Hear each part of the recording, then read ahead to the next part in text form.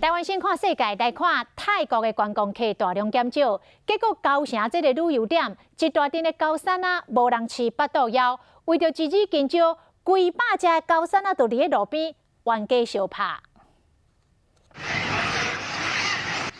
这次发生伫泰国华富里，大约几百只高山啊，伫街路四界乱撞，场面真惊人。